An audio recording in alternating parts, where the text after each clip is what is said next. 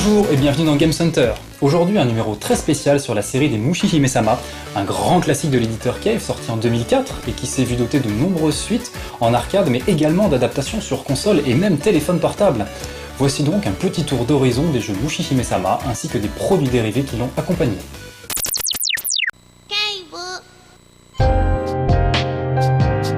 Spécialisé dans les shoot'em up arcade, l'éditeur Cave a beaucoup apporté au monde du Danmaku ou Manic Shooter et est rapidement devenu une référence du genre avec des titres comme Dodonpachi, ESP Galuda ou Guangé.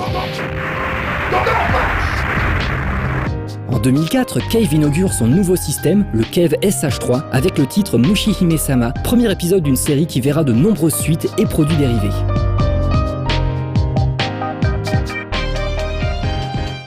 Le jeu se déroule dans un monde peuplé d'insectes géants où les hommes survivent péniblement dans de petits villages isolés. Afin de sauver son village infecté par le miasme, Leiko, une jeune fille de 15 ans, part dans la forêt sur le dos de Kinilo, une coccinelle géante dorée. Ok, le jeu ne brille pas de par son scénario, mais il a marqué beaucoup de joueurs de par son gameplay et son ambiance. Le jeu avait surtout la particularité de proposer deux modes de jeu, original et maniaque. Le mode original, plutôt destiné aux joueurs novices, est en effet peu généreux en boulettes, mais la grande vitesse de ces dernières rend le jeu bien corsé malgré tout. Le système de scoring est très basique, à savoir tout détruire et tout ramasser sans perdre de vie. En mode maniaque, l'écran se remplit rapidement de boulettes qui, heureusement, vont plus lentement qu'en original. Les joueurs en quête d'esquive millimétrée vont rapidement se tourner vers ce mode. Le système de scoring par contre n'a pas fait l'unanimité au sein des joueurs. Pour faire monter le compteur général, il faut adapter sa fréquence de tir en fonction de la distance par rapport aux ennemis. Une technique, appelée Skyrocket de par chez nous, consiste notamment à marteler très rapidement le bouton C lorsque les laser counts sont suffisamment élevés. Cette gymnastique des doigts très abstraite rebutera de nombreux joueurs. Peu après la sortie du jeu, une rumeur se propage comme quoi un troisième mode existerait, un certain mode Ultra.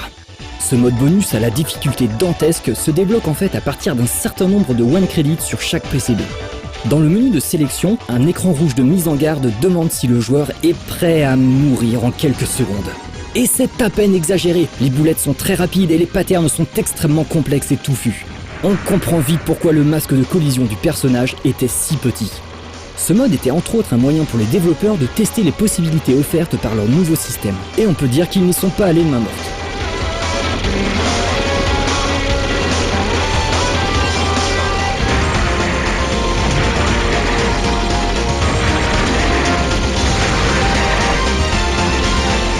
INH a d'ailleurs sorti un DVD de Superplay de Secret Lover pour ceux qui veulent voir du gros niveau.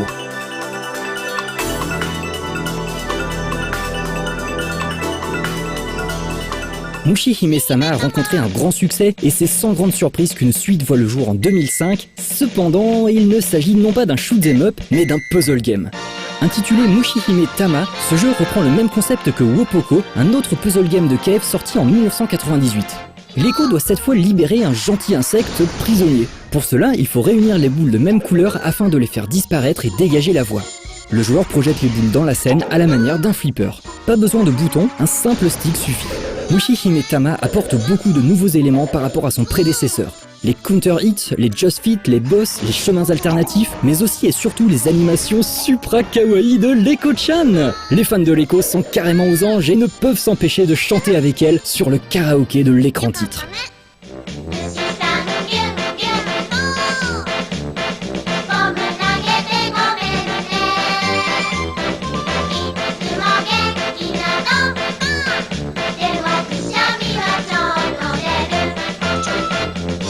D'ailleurs, des événements scoring ont été organisés dans certains game centers lors de la sortie du jeu pour rencontrer Leiko-chan en personne.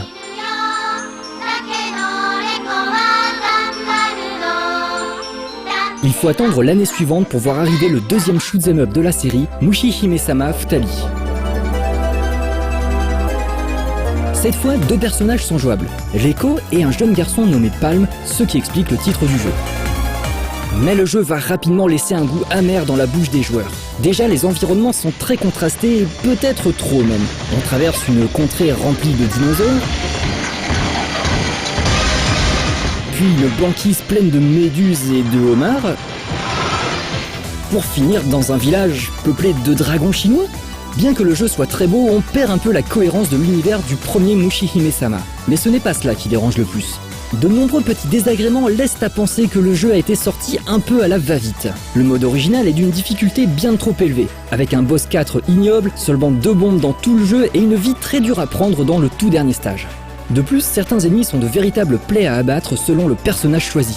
Face au grondement des joueurs, Kev ne tarde pas à rectifier le tir en proposant une mise à jour gratuite du jeu. Désormais intitulé Mushihime-sama Futari version 1.5, il s'agit bel et bien du digne successeur que les joueurs attendaient.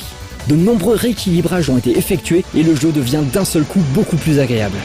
Le mode original est cette fois abordable et dispose d'un véritable système de scoring. Il faut alterner entre le shot et le laser toutes les 500 gemmes récoltées pour en obtenir davantage. Le mode maniaque propose lui de stocker les gemmes et de les utiliser sur un gros pattern pour transformer les projectiles en points. Il est possible de récupérer plus de gemmes en collant les ennemis et en utilisant le laser lorsque la barre de hit est dans le rouge. Enfin, l'apparition du tant attendu mode ultra a fait des heureux, mais aussi beaucoup de frustrés. Le mode ultra du premier Mushihime-sama était déjà une référence en termes de difficulté, mais là, on atteint des sommets. Ce mode est horriblement dur et les rares personnes à l'avoir one-crédité se comptent sur les doigts d'une seule main. On tient là un des shoot'em up le plus dur de la création. Pour l'anecdote, il faut savoir que ce mode était en fait débloquable sur la première version du jeu, mais la version 1.5 est arrivée si vite que peu de Game Center ont eu le temps de le débloquer.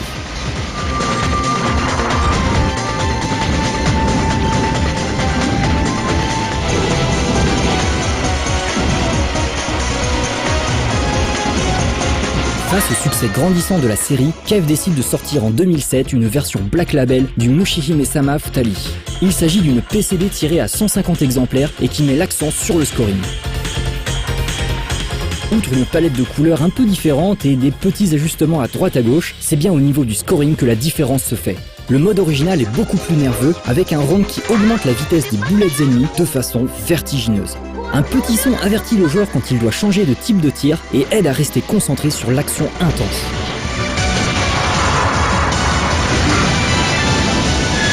Le mode maniaque est très sympa mais se fait rapidement oublier face au nouveau mode God. Ce dernier remplace le mode ultra et justifie à lui tout seul l'achat du jeu. Pour faire simple, il s'agit d'un mode intermédiaire entre le mode maniaque et l'ultra avec un système de scoring gonflé aux hormones.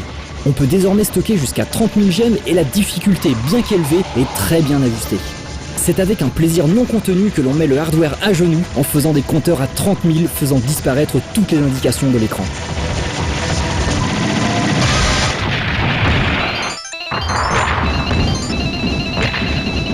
Nous avons volontairement fait l'impasse sur les versions Mushihime-sama Blue Label et Mushihime-sama Futari version 1.01 qui ne sont autres que des versions spéciales jamais mises en vente.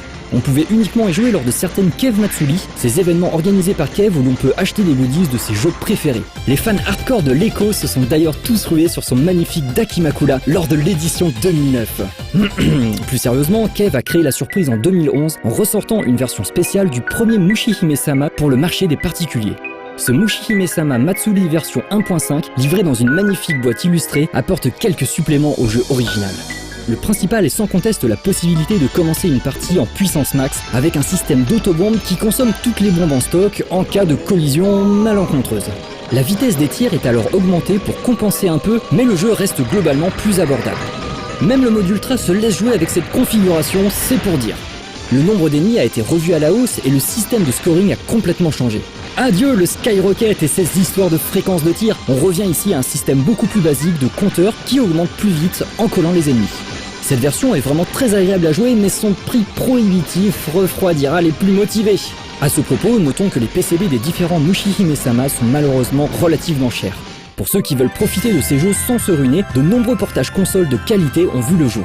La PlayStation 2 a accueilli le premier Mushi en version japonaise uniquement et toutes les versions du Futari sont disponibles sur Xbox 360. Bien que vendus uniquement au Japon, les jeux 360 sont dézonés et tournent sans souci sur nos consoles européennes. N'hésitez donc pas à vous les procurer, vous ne le regretterez pas.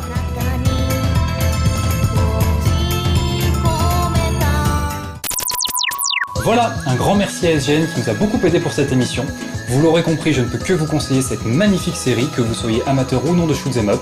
Et sur ce, je vous dis à bientôt pour le prochain Game Center dans 2 semaines.